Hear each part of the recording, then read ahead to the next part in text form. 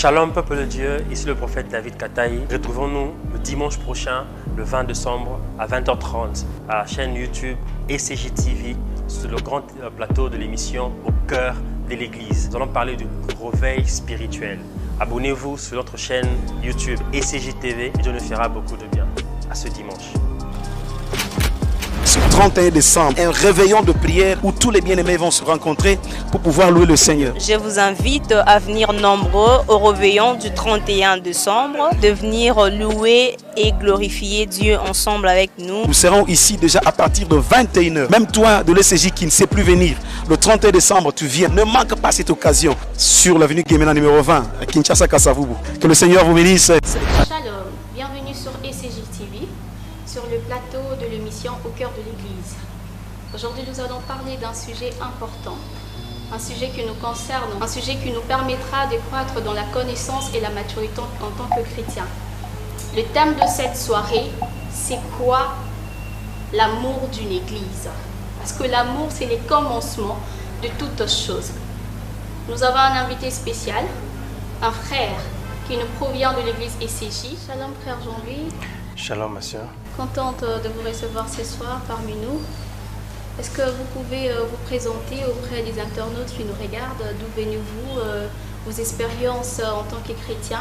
Bon, je me nomme comme ma soeur vient de le dire, frère Jean-Louis Kalombo de l'église de Christ et Jésus. Je suis arrivé à l'église de Christ et Jésus vers les années 97, juste au début. Et je suis baptisé au sein de l'église de Christ et Jésus. J'ai appris mes premiers alphabets chrétiens au sein de l'église de Christ et Jésus. Je commençais à travailler au niveau de l'intercession de la jeunesse, l'intercession de l'église, responsable de l'intercession pendant autant d'années. Et après, président de la jeunesse. Aujourd'hui, j'occupe la fonction de responsable du département d'adoration au sein de la grande communauté de l'église de Christ Jésus. C'est quoi l'amour de l'église? En parlant de l'amour d'une église ou l'amour dans l'église, je préfère prendre comme définition de l'amour avoir l'intérêt ou la passion. Avoir l'intérêt ou la passion, le sentiment d'attachement absolu dans son église. Donc c'est de cette façon que je définis l'amour ou l'amour dans l'église. Merci frère bien-aimé. En fait, ça m'intrigue. J'aimerais savoir pourquoi l'amour au sein de l'église. Parce que nous sommes des chrétiens. Alors, est-ce qu'il y a des problèmes qui se passent au niveau des églises? Est-ce qu'il y a des gens qui ne s'aiment pas? L'amour, parce que Christ lui-même nous a aimés en premier, ou comment on veut comprendre cela? Pouvez-vous nous expliquer? Si ce thème a été choisi, c'est parce qu'il y a de malaise au sein de l'église. Okay. L'église en soi est née de l'amour. Comme vous venez de le dire tantôt, Christ nous a aimés en premier. Avant que nous l'aimions, lui, il nous a déjà aimés. Donc l'église puise son origine de l'amour. D'où l'église doit vivre dans l'amour. L'amour doit être même le socle, la base de l'église. Mais ce que nous constatons aujourd'hui dans nos églises locales est que l'amour n'existe plus. L'amour n'existe plus. Voilà pourquoi nous avons opté de parler sur ces sujets, pour essayer un peu de nous appeler à l'ordre par rapport à la volonté suprême de notre Seigneur et Sauveur Jésus-Christ. Il y a des problèmes qui se passent au niveau de nos églises. Avec le frère, sœur, entre les pasteurs. Nous voyons des gens qui ne séparent pas. Nous voyons des gens, des pasteurs qui sont poisons au nom du pouvoir, au nom de la chair. Moi, je vais prêcher, moi, je vais faire ceci. Pourtant, nous sommes des chrétiens. Qu'est-ce que nous apportons à d'autres personnes? Quel exemple nous donnons aux gens de l'extérieur, aux gens qui n'ont pas encore donné leur vie à Christ? Merci beaucoup, ma soeur. Voilà même le pourquoi de ces sujets de l'amour dans l'Église. De l'amour dans l'Église. Nous pouvons lire dans les livres de Jean 10, 10. La Bible dit ceci: le voleur ne vient que pour dérober, égorger et détruire. Moi, je suis venu afin que mes brebis aient la vie et qu'elle aient en abondance. Là, nous voyons la mission du voleur. Le voleur, c'est le diable. La Bible dit, il ne vient que pour dérober, égorger et détruire. C'est ça la bataille que le diable est en train de mener au sein de l'Église de Christ. Chercher à détruire l'Église. Chercher à falsifier l'image de l'Église. Or, l'image de l'Église n'est pas ce que le diable est en train de présenter aujourd'hui à l'humanité. Le conflit qui existe au sein des églises, de petites querelles, de jalousie, de indifférence, émane de cette bataille que le diable est en train de mener contre l'église de Christ Jésus. Mais ça, ce n'est pas le but de l'église. Le but de l'église, c'est de s'aimer les uns les autres. Parce que l'église a pour origine l'amour. L'église a pour origine l'amour. Jésus nous dit, aimez-vous les uns les autres. Mais quand il y a de querelles, de tiraillements, nous comprenons d'emblée que non, c'est le diable qui est à la base de tout ce qui arrive à l'église aujourd'hui. Il y a combien de types d'amour? Merci beaucoup. Avant de vous répondre à cette question, j'aimerais qu'on lise un peu le livre de 1 Jean. 1 Jean 4, à partir du 20e verset jusqu'au 21e. La Bible dit ceci. Si quelqu'un dit « J'aime Dieu » et qu'il est son frère, c'est un menteur. Car c'est lui qui n'aime pas son frère qu'il voit, comment peut-il aimer Dieu qu'il ne voit pas? Et nous avons de lui cet commandement, que celui qui aime Dieu aime aussi son frère. Ici, nous voyons déjà Dieu nous demande de nous aimer les uns les autres. Tu ne peux pas dire que je suis chrétien, j'aime Dieu, mais tu es ton frère en Christ, ton frère biologique. Quand tu l'es déjà, c'est que tu n'aimes pas Dieu. Comment tu peux aimer Dieu qui est invisible, quelqu'un que tu ne vois pas, quelqu'un que tu n'as jamais rencontré physiquement? Tu prétends l'aimer, mais c'est lui qui est à tes côtés. Jour après jour, tu le hais. C'est déjà un problème. Donc l'amour n'existe pas réellement. Donc tous ceux-là qui se disent que non, j'aime Dieu, tout en haïssant ceux qui sont tout autour d'eux, ils se font passer de menteurs. Donc l'amour de Dieu n'existe pas en eux. Je vais revenir à ta question sur le type d'amour qui existe. Nous avons plusieurs types d'amour qui existent, mais nous allons épingler 3 types d'amour. Nous avons ce que nous appelons communément l'amour éros ou amour de passion. Nous avons l'amour philéo ou amour partagé ou amour de partage, si je peux dire ainsi. Et nous avons l'amour agapao ou amour désintéressé. C'est les 3 types d'amour que nous avons. Et c'est les 3 types d'amour que Dieu nous recommande, nous chrétiens, à vivre chaque jour. L'amour éros ou amour de passion était un amour propre à la rencontre des amoureux. Donc un amour où un homme demande une femme en mariage, en fiançailles. Et s'il faut aller dans la Bible, dans le livre de Genèse, on peut parler de cet amour quand la Bible dit Adam connut Ève. Donc on parle de l'amour éros, l'amour de passion. Et il y a le deuxième type d'amour que nous avons épinglé, philéo, ou amour partagé. C'est un amour qui est souvent défini comme un amour qui partage, autrement dit, un amour qui donne. Un amour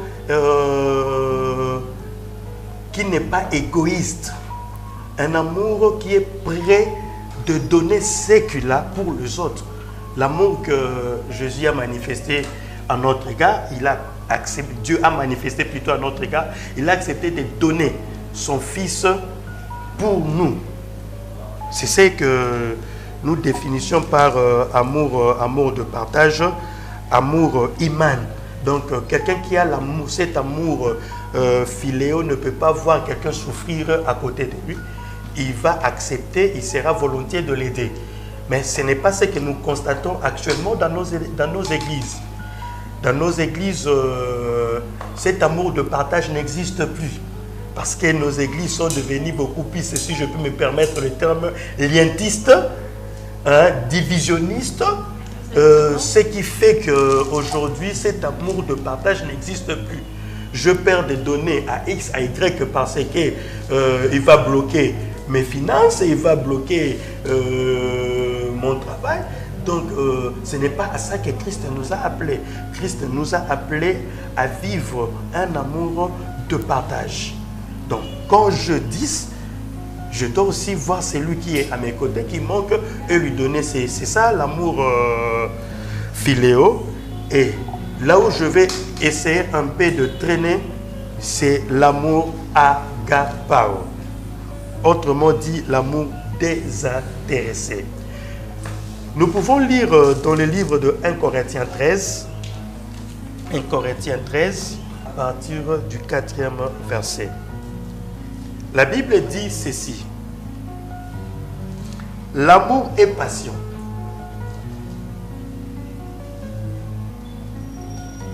Il est plein de bonté. L'amour ne peut envier. L'amour ne se vante point. Il ne s'enfle point d'orgueil. Il ne fait rien de malhonnête. Il ne cherche point son intérêt. Il ne s'irrite point. Il ne soupçonne point le mal. Si il faut que je m'arrête là, ceux qui nous suivent peuvent continuer à lire jusqu'au 8e verset. Là, nous parlons de l'amour agapao. Un amour qui ne cherche pas son propre intérêt. Un amour qui comprend son vis-à-vis. Un amour qui accepte par moments de se refuser, de disparaître au détriment de l'autre. C'est ça l'amour que Christ a manifesté en notre égard. Il nous a aimés le premier, pendant que nous étions pécheurs, pendant que nous étions loin de la face de Dieu. Mais il a accepté de souffrir la croix en notre faveur. C'est cet amour que Dieu nous demande, nous les chrétiens, à vivre jour après jour. Parce qu'avec cet amour, nous allons consolider l'église corps du Christ ou l'église locale pour la grande événement du retour du Christ. Sans cet amour, l'église perd même son substance. Vous m'avez tantôt là posé la question sur les divisions, les querelles qui règnent au sein de l'église. C'est à cause du manque de cet amour qu'il y a des divisions. Personne ne cherche à comprendre l'autre. Tout le monde cherche à voir la faiblesse de l'autre. C'est moi qui est juste, c'est moi qui est parfait, mais c'est l'autre qui est mauvais. Or, avec l'amour agapao, j'accepte l'autre tel qu'il est, avec ses défauts. Voilà pourquoi l'apôtre Paul nous dit que non, je vous ai fiancé. Hein? Je vous ai fiancé à un époux. Vous comprenez? Pourquoi? Pour que nous soyons préparés à l'avènement de Christ. Et la Bible part plus loin. Nous dit, Marie, aime ta femme, comme Christ a aimé l'Église. Comme Christ a aimé l'Église. Pourquoi? L'homme, de par sa nature, l'homme est imparfait. L'homme est faillible. Mais quand il y a l'amour, l'amour ne vise pas la faiblesse de l'autre. L'amour cherche à soutenir l'autre dans ses faiblesses pour qu'il se mette debout. Mais aujourd'hui, dans nos églises, nous cherchons à détruire nos frères, nos sœurs, pour que nous nous restions debout.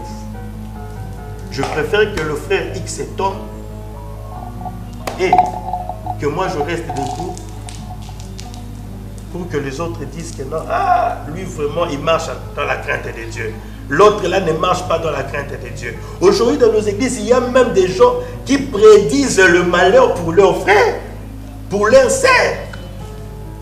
On verra si ils viendront au bout de leur fiançailles. On verra si il ne va pas engrosser cette fille. On verra. Et en fin de compte, quand des choses pareilles arrivent, ils disent, qu'est-ce qu'on avait dit? Non. L'amour que Dieu nous demande, c'est de soutenir celui qui est faible. De soutenir ton frère, ta soeur qui est faible. Il y a depuis l'année 2006, si je ne m'abuse pas, j'ai opté l'attitude de prier pour tous ceux-là qui me versent. Pourquoi? Pour ne pas avoir de la rancœur contre eux. Ça, c'est fort. Pour ne pas avoir de la rancœur contre eux. Quand je vois un frère ou une soeur se comporte mal vis-à-vis de moi, au lieu de me fâcher contre la personne, je prends la personne, je le mets dans mes prières. Parce que quand je prie, mon souhait est que ce que je dis à Dieu en faveur de la personne s'accomplisse. Je ne vais plus regarder le côté mal de la personne, je regarde le côté positif par rapport à la prière que j'adresse à Dieu en sa faveur. L'Église, aujourd'hui, nous devons développer l'attitude de se soutenir mutuellement, qui est l'attitude de nous détruire. Parce que si je détruis le frère X, je détruis la sœur Y, au finish, c'est toute l'Église qui s'affaiblit. Exactement. C'est toute l'Église qui s'affaiblit. Une armée qui est divisée entre elles ne peut subsister. Quand l'armée est divisée, c'est-à-dire vous êtes voué à l'échec. Et une église est divisée, une église qui manque l'amour en son sein, cette église est appelée à disparaître. Parce qu'on donne un chèque à blanc à l'ennemi qui est le diable pour achever l'église de Jésus-Christ. Vraiment. Un message très fort, très fort, très fort. Je ne sais pas si c'est réciproque parce que moi, lorsque on parle de l'amour, surtout de l'amour de l'Église, c'est un sujet qui frappe très fort. Le frère Jean-Louis, qu'est-ce qu'il faut faire pour résoudre ces problèmes, ces conflits, ou pour faire comprendre aux confrères, aux sœurs, aux frères, à nos parents qu'on doit s'aimer, on doit se soutenir, peu importe, parce que le vrai amour consiste à ça, à aimer le prochain. Qu'est-ce qu'il faut faire pour résoudre ces problèmes qui se trouvent dans nos maisons, dans nos églises? Non, mais je dirais qu'on doit revenir à la base. On doit revenir à la base. Au commencement, il n'en était pas ainsi. On doit revenir à la base de l'Église, aux enseignements des bases de l'Église. Je venais tantôt de dire que nos églises sont devenues élitistes. Vous comprenez? La place des enseignements concernant l'amour au sein de l'Église n'existe plus. On nous parle qu'il y a de lien, des démons, la tante a fait ceci, il y a de ceci, il y a des limitations, il y a des... Oui, c'est bien bon, c'est bien, mais il faut que nous comprenions une chose. On peut te parler de lien, on peut te parler de limitation, des esprits, machin, mais quand en toi il n'y a pas d'amour, rien ne changera. Parce que l'amour en soi apporte l'autodélivrance. L'amour en soi apporte l'autodélivrance. Donc, nos églises aujourd'hui doivent changer les enseignements, revenir aux enseignements de base. Je réfléchissais avec un frère dernièrement. Quand on grandissait, on voyait dans le quartier, quand il y a des où il y a de fêtes, le voisin quittait chez eux pour venir aider les autres. Ils amenaient leur marmite, leur couteau, ils viennent aider les autres. Mais aujourd'hui, ça ne se fait pratiquement pas. Pourquoi? tout le monde voit tout le monde comme un démon. Il viendra m'empoisonner, il viendra faire ceci, il viendra faire ceci. Pourquoi? C'est l'Église. Les enseignements que nous dispensons au sein de nos églises n'aident pas la société à vivre comme Dieu le veut. N'aident pas nos familles à mener de vie que Dieu nous a recommandé. La Bible dit, c'est lui qui ne prend pas soin de sien, surtout ceux de sa famille. Il est plus qu'un fidèle, donc un païen. Mais aujourd'hui, nous constatons que dans nos églises, il y a des enseignements qui divisent de famille. La maman que tu traites aujourd'hui des sorcières, la tante que tu traites aujourd'hui des sorcières, mais cette tante-là t'a pris depuis le bas âge, t'a nourri, t'a scolarisé. Aujourd'hui, tu es une grande personne. Elle est devenue sorcière. Donc, l'Église doit requalifier ses enseignements. Merci, frère Jean-Louis, merci. C'est vraiment un thème qui touche tout le monde. J'aimerais faire appel à tous les enfants de Dieu à faire une marche en arrière d'où nous venons, à prendre l'exemple de Jésus-Christ, Adam et Ève qui ont péché, mais Dieu par son amour, Dieu par son immense amour, cette terre qui a été maudite, ces personnes qui l'avaient désobéi. Mais Christ est revenu en nous pour nous sauver. Merci frère Jean-Louis, nous sommes déjà à la fin de notre émission au cœur de l'Église. Avez-vous quelque chose à ajouter de plus? L'Église de Jésus-Christ doit se réveiller. L'Église de Jésus-Christ doit se mettre debout pour la grande bataille qui nous attend. Nous constatons actuellement dans le monde qu'il y a beaucoup de turbulences. Avec cette pandémie de la Covid-19 qui frappe l'humanité, nous comprenons que notre seul recours, c'est Jésus-Christ. Donc nous devons nous confier en lui et à lui seul pour notre salut. Toi qui n'as pas encore donné ta vie à Christ, tu as encore tout le temps pour te remettre à lui. Et surtout, n'oubliez pas, l'amour doit primer dans notre vie de chaque jour, dans notre marche de chaque jour, dans nos rencontres. L'amour doit être au centre. Christ nous a aimés le premier, sans que nous puissions faire quelque chose pour lui. Toi aussi, donne ton amour à ton frère, à ta soeur, à tes parents, sans s'attendre de quelque chose en retour. Que Dieu vous bénisse. Amen. Amen, frère Jean-Louis. Merci beaucoup. Nous nous retrouvons de la semaine prochaine, précisément les dimanches à 20h30 sur la chaîne YouTube ECJTV. Nous vous remercions. Que Dieu nous bénisse. Shalom peuple de Dieu, ici le prophète David Kataï. Retrouvons-nous le dimanche prochain, le 20 décembre à 20h30 à la chaîne YouTube ECJTV sur le grand plateau de l'émission Au cœur de l'Église. Nous allons parler du réveil spirituel. Abonnez-vous sur notre chaîne YouTube ECJTV et Dieu nous fera beaucoup de bien. À ce dimanche.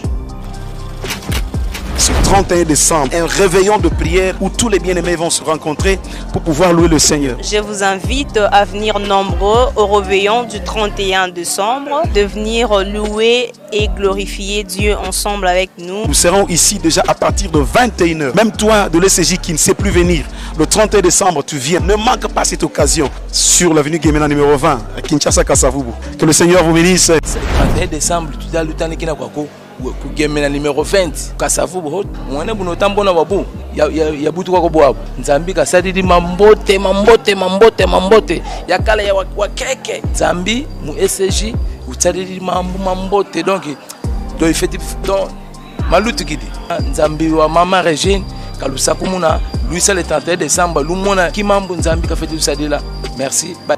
Baba, mama, vijana, mukuye mwebote le 31 décembre 2020. Mukuye sisi wote tuye tumshukuru Mungu kwa yote yenye tutendea juu ya hii année 2020. Parce que ilikuwa année moya ile inastahili tumuinue Mungu, tumshukuru kwa neema, kwa yote anatutendea, kumaisha anatupatia.